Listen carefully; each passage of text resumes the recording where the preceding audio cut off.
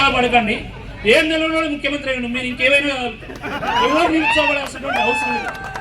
మిత్రులారా, ఒక్క విషయం చెప్పి నేను ముగిస్తా. నేను ఇంతకుముందు వస్తూ అక్కడ ఒక తమ్ముడు కలిస్తే ఇరాక్ యుద్ధం గురించి మాట్లాడుతూ ఉంటే ఆయన ఏమంటున్నంటే, అన్నా ఈరోజు దేశాల మధ్య జరిగేది నిజమైనటువంటి యుద్ధం కాదు, ఈరోజు నిజమైనటువంటి యుద్ధం ఈ తెలంగాణలో ఉన్నటువంటి నిరుద్యోగులు చేస్తున్నారు. నోటిఫికేషన్స్ కోసం యుద్ధం, పరీక్ష కోసం యుద్ధం, రిజల్ట్స్ కోసం యుద్ధం, నియామక పత్రాల కోసం యుద్ధము, ఇంట్లో యుద్ధము, పక్కనతో యుద్ధము, పియర్స్తో యుద్ధము, ప్రభుత్వంతో యుద్ధం, ఇన్ని రకాల యుద్ధాలు చేస్తున్నామా. ఎప్పుడో ఒకసారి ఒక నోటిఫికేషన్ వస్తుంది, ఆ నోటిఫికేషన్ వస్తే గద్దలా అనుకోపోతా ఉంటారు వీళ్ళంతా. గ్రూప్ 1 ఏమైందండి? గ్రూప్ 1 ఆ రోజు పృథ్వీ అన్న, నేను గుట్టల్ గారు, మేమందరూ కూడా సోమాజీ కూడా ప్రెస్ క్లబ్లో ఈ తమ్ముడు పిలిస్తే మేము పోయి మాట్లాడినాం. ఏం మాట్లాడినాం? 2 సెంటర్లోనే రిజల్ట్ ఎట్లా వస్తాయి, మిగతా సెంటర్లో రిజల్ట్ ఎందుకు రాదు, పక్క ఉన్న వాళ్ళకి సేమ్ మార్కులు ఎట్లా వస్తాయి, ఏంది నీ సంగతి, ఏంది కథ అని మేము ప్రశ్నిస్తే నా మీద పరువు నష్టం దావా కేసు వేస్తా అని చెప్పి నోటీస్ పంపింది. అరే బిడ్డ, ఈ తెలంగాణ గడ్డ మీద పుట్టినటువంటి ప్రతి బిడ్డ డిఎన్ఏలో తెగింపు ఉంటుంది, తిరుగుబాటు ఉంటుంది, త్యాగం ఉంటుంది. ఎవరు భయపడి స్టేజ్ మీద ఎవరు భయపెట్టడానికి సిద్ధంగా లేరు. అరే నిజాము దాశరథి కమిని జైల్లో వేస్తే నా నిజాము రాజు తరతరాల బూజు అని జైలు గోడల మీద రాసినటువంటి గడ్డ ఈ తెలంగాణ గడ్డ. అలాంటి గడ్డ మీద నువ్వు కేసులు పెడతా, నువ్వు జైలు పెట్టు, ఎన్ని కేసులు పెడతావు పెట్టు, నీ మీద పెట్టాలి బిడ్డ కేసు. నువ్వు ఎన్ని హామీలు ఇచ్చినావు, ఆ హామీలు ఎందుకు నెరవేర్చలేదని చెప్పి ఈ సందర్భంగా నేను ప్రశ్నిస్తా ఉన్నా.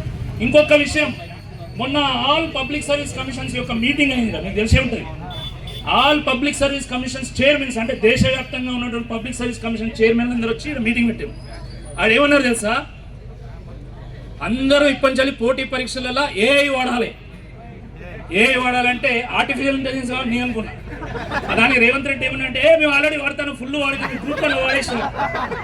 గ్రూప్ 1 ఏంటంటే పక్క ఉన్న సేమ్ మార్కులు రావడు, 2 సెంటర్లలోనే రిజల్ట్ వచ్చుడు, మిగతా సెంటర్లలో రిజల్ట్ రాకపోవడు. ఇది అనుముల ఇంటెలిజెన్స్. ఈయన ఇంటెలిజెన్స్ ఎంత బాగుందంటే, హైదరాబాద్ చుట్టుపక్కల సముద్రాన్ని తీసుకొచ్చిండట, బాక్రానంగల్ డ్యాములు ఇక్కడ తీసుకొచ్చిండట, దిల్సునగర్లో విమానాలు అమ్ముతాడట. ఎంత తెలివితేటటువంటి ముఖ్యమంత్రి మనకు ఉన్నందుకు మనం చాలా గర్వపడాలి. మనందరం కూడా చాలా దురదృష్టకరం. ఈ సందర్భంగా మేము కాంగ్రెస్ పార్టీ ప్రభుత్వాన్ని మేము డిమాండ్ చేస్తున్నాం.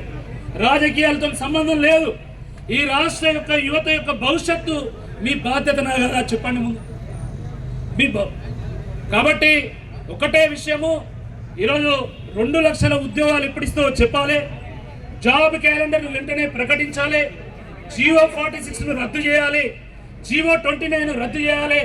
అదేవిధంగా డిఎస్సి స్పోర్ట్స్ కోటాలో ఏదైతే అవినీతి జరిగిందో దాని మీద విచారణ వేసి ఎవరు బాధితుడో చెప్పాలి. అదేవిధంగా గ్రూప్ 1 వెంటనే రద్దు చేస్తారా లేకపోతే రీవాల్యుయేషన్ చేస్తారా, కానీ నిజమైనటువంటి అభ్యర్థులకు న్యాయం చేయాల్సిన ఈ సందర్భంగా డిమాండ్ చేస్తూ, మీరెవ్వరు కూడా నిరాశపడకండి, తప్పకుండా మంచి రోజులు వస్తాయి, మీ వెంట మేమున్నామని చెప్పి ఈ సందర్భంగా గుర్తు చేస్తూ మీ అందరికి కూడా పేరు ధన్యవాదాలు.